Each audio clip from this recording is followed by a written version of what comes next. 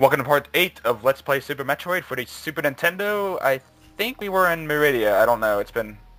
I don't know, like the recording times for this LP have just been so ridiculously drawn out.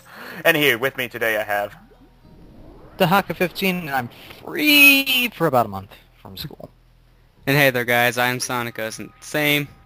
It won't last long. It probably won't. Good God, it's like winter break, and like when did we first start Super Metroid?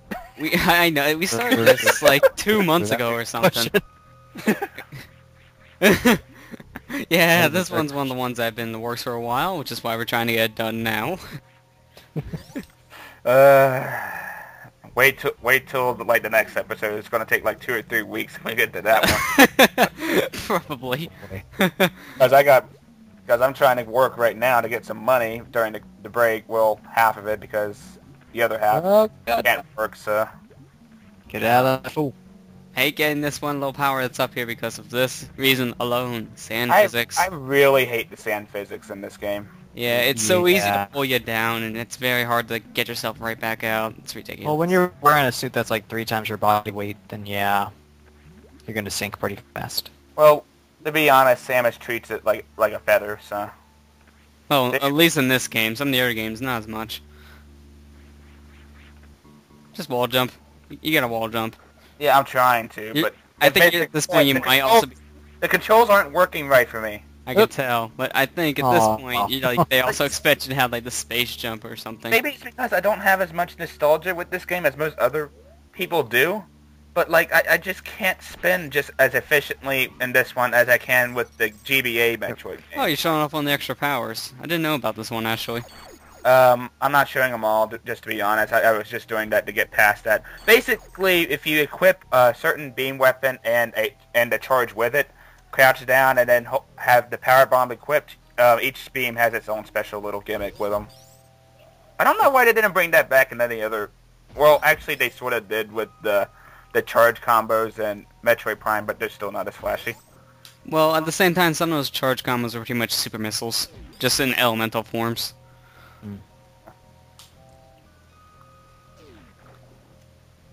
This is one of those segments I should have sped up. Yeah, now we just sit here and wait for this guy. Just slowly walk his way across. Wait. La-di-da-di-da. So how about them winter break? So glad it's winter break. Liking it so far, though I only get to spend 2 weeks of it because the other 2 weeks I'm working, like I said, so... Yep. Need that money for college. Needs it. It's good at least you have some time off.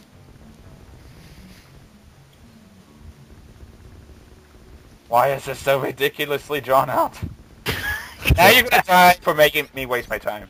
There you go. Thank you. Have a nice day. Having fun with shells. Da-na-na-na. And now after all this time, we finally get the jump ball. To be honest, the long time. first time I played Super Metroid, I completely missed this power-up. Same here, but that's because this one you have to go out of your way for. First time, I actually thought this area probably held like a missile tank or something, not a power-up. Boom, there you go. It's one of the many items you probably don't even need to beat this game. True. And this game calls it the spring ball, and like in later games, they just call it jump ball, because they combine it with high jump, which is a good thing when they do that. And they call it spring ball again in the Prime games, when you... At least when you're playing the Wii versions of Prime 1 and 2 as well, where you can just flick the Wiimote up, and then Samus jumps. And you should have killed that thing using Speed Booster. I wonder if we should LP a Metroid Prime game. I mean, it's not an RPG, but at the same time, they are really long. Well, we will be, eventually. What do you mean not an RPG? This game's not an RPG as well, you know? None of the Metroid games are. Well, I mean, like, I know you have well, we sort of made a strict policy to not LP RPGs, so...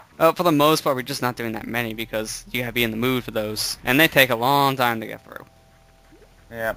I know one of the few exceptions is gonna be Pokemon, only because it's one of the shortest RPGs I know out there, and there's so many people in this group who would be able to talk about that. And the editing. So much editing. I'm probably gonna be taking care of first gen because of that. I was about to say, if you have the patience for the editing on that, go right ahead. Just Make sure the editing is... And my patience with editing has gotten better thanks to Camtasia, because I literally have, like, a lot of edits with my Golden Sun. Mind you, I don't cut out a whole lot, most of the battles, but I still generally, like, cut out a lot of the backtracking and such, so... Yeah. I don't see the point of cutting out battles, though, unless they're, like, ridiculously long. Well, okay, when it comes to RPGs, the best thing to do for those is cut out unnecessary battles or repeat battles. Yeah. where nothing happens. Because if you're fighting a battle for no reason, we've already seen this type of enemy, it kind of drags it out much longer, and people just prefer if you skip right past it. But I guess, like, in live... If you're doing, like, live recordings, I guess it's okay, because what if, like, something funny comes up, like a conversation with something, and you don't want to miss that, obviously, so... Yeah, True. You still record it, so when you review it, you say, oh, I forgot about that happening, then you can just show that off. Yeah, true. Yeah. I know a lot of people kind of like, when they tackle the RPGs, they do 'em post because they do all the editing before they record it, and I don't blame them for doing that. Just because of how long it takes half the time anymore. If I had the LP and RPG, though, it'd probably be Super... I mean, wait, yeah, it is Super Mario RPG. One, because it was the very first, like, RPG that made me curious about Squaresoft, that kind of got me immersed into a lot of RPGs today. And two, well, it's kind of short. Yeah, it is. Yeah. That's why I've been able to beat it in one sitting, so...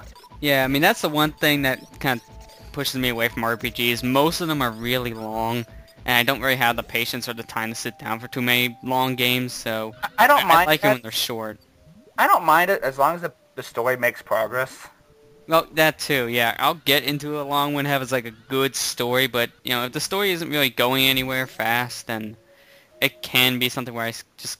Oh, speaking of which, cut. Something I might forgot drop. about this cut. Yeah, now that I remember it, this is one of my least favorite expansions to get, because you have to get this speed booster working right, stand right in pixel perfect place, and get that while doing an upward speed boost dash. Yeah, it's one of the most annoying ones, and that honestly should have been for something more worth it than just a missile tank. Because that just didn't feel as worth it anymore. Super missile I would have taken. Not missile. It just sort of tells you, oh yeah, you're just collecting this for completionist's sake, not for the sake of, like, being convenient. Pretty much, because at this point in the game, you will have a ton of missiles, so you should be fine. So it feels like that in generally every Metroid game except for the first two, but... Yeah, true. Because God knows what it'd be like if I didn't have all the energy tanks in those games. Yeah. Really, the only game I've actually went out of my way and 100% so far in the Metroid series was Fusion. But the two reasons there was because of that race that me and Matt did, like, almost a year ago now. We were all practicing for it. And then it was also the fact that it's one of the easiest games to get 100% because it gives you its own checklist. I can't 100% so does a game Zero with Mission, a I good think. checklist. I think Yeah. Zero Mission does too. It has the same kind of thing. I just haven't done it with Zero Mission yet. Koopa. Well, soon enough. I think the only ones I haven't 100%ed were Metroid 2 Return of Samus and Metroid Prime 1. Prime 1 I got pretty close. I had all the energy tanks and most of the power bombs and missile tanks, but I just couldn't find the rest of them. Somehow... Like 90-something%, maybe 92% to be exact. I have no idea how that works, by the way. Let's stand on top of the turtle shell and it'll launch me straight up into the air. I don't know, but I just recently found out that turtle actually did launch you up. I thought I only moved side to side, but I figured that out by complete and freaking total accident. Yeah. And another thing I figured out by total accident was when I did an LP of this on my old channel, I did not know this missile expansion up here existed. Yeah, they're being and hiding that one. I mean, just how are you supposed to figure that out the first time?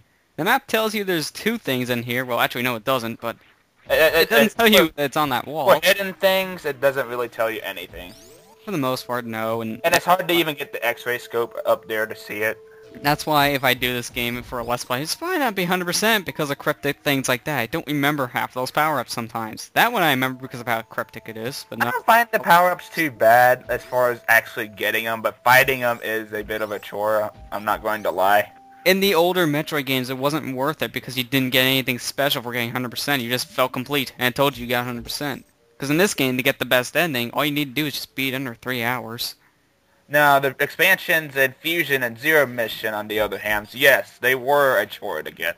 Those, a good chunk of them kind of were as well. I do. Because a lot of them required a bunch of speed booster gimmicks, and I hate those kind of expansions. Yeah, same. Those are always annoying. And the one, I know what you're trying to get here. You just have to roll into the hole. You don't have to bomb it. It's so picky. Like sometimes You see, like, look closely at the rocks. See the one that's like a tiny bit more detailed on one side? That's the opening. and like I'm holding Very hard left, to and I'm tell, not though. going through the darn thing. It's See, so, it's so very fidgety like that. It's very picky. That's why. There you go. That's And how I just- you get it. I didn't notice that detail actually. I just noticed that from playing around with the scan visor, or actually just, oh hey, I saw that Mixel expansion right there. I'm assuming there's probably a secret path on the right side. Woo! I only noticed it because I'm watching this on a 32-inch TV, so it's like, hey, those little things actually kind of big now. I can actually tell what this is. If I was watching this on our RAW channel right now, I wouldn't be able to tell. I'm kind of glad I downloaded some of these RAWs onto the hard drive right now on my PlayStation. Oh, is that what you're watching this on? Yeah. Makes it easier for me, at least. That and the internet isn't hogged up. Better call quality. Yep. Whoop. And I hate going across that with the grapple beam, by the way. You're going to see what I mean Yeah. as I try to get through that. It gets kind of finicky in a lot of these areas. It's annoying. I forget if I cut or not. We'll Let us- see. let us Yeah, see, like that. Sometimes it launches you halfway across the screen, and then sometimes it barely just moves you. Oh. Yeah. It's annoying. And it's pretty much almost near impossible to make that wall jumping. You have to have extremely good timing. I've never done it. Do I make it? Do I make it? We... No! Oh, No! Oh, darn it. I freaking hate this room. try again.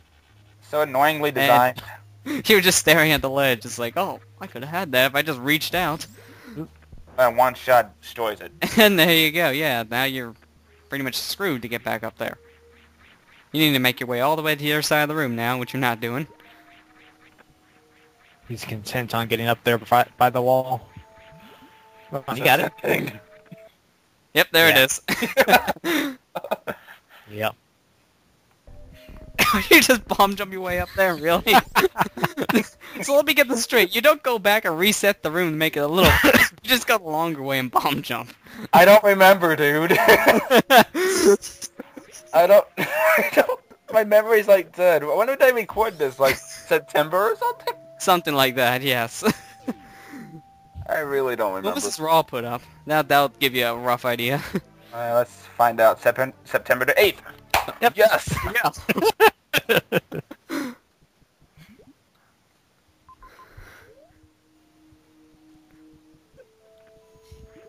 Yeah.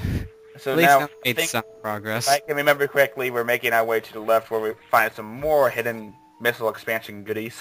Yep. Eyeball things. Go away. Thank you. Well, that wasn't obvious. I think there's eyeball things that appeared in another Metroid game, didn't they? I think. I just can't remember which one off the top of my head. Go down here, and hidden expansion room for the one. Yeah, Right. super missile and a missile. It's like you're doing this for completion's sake. Thank you, game. You're finally being nice about it. It's one happy family. Where's the power bombs? Power bombs aren't related. Get out of here. Power bombs by Mr. Tax. No, you should ask, like, where's the ice missiles? They're not there until Fusion. I don't care. The party.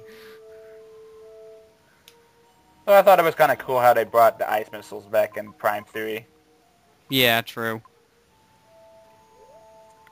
They were pretty useful in that game anyways, because you never got the ice beam there. Or anything remotely like an ice beam. Because you had pretty much two plasma beams, the plasma beam and the nova beam, which it pretty much was just the plasma beam that goes through walls. So, wave beam as well. I think they lost creativity. They're running out of ideas and beams, probably, yeah. So, to be honest, Nova would have been a really awesome type of beam if they would have done more experimentations on it, like make it like an atom bomb or something. It would have, but really the only difference between the Nova beam and the other beams was just it went through walls, and we already had something like that called Wave Beam. Anywho, guys, in the next 2 or 3 weeks, we shall see you in part 9. So, see you guys then. Well, for my recording times, not actual. Tomorrow. Just shut up and watch the next video. Tomorrow, Super Metroid. 2 weeks from now, we actually recorded. See you guys later.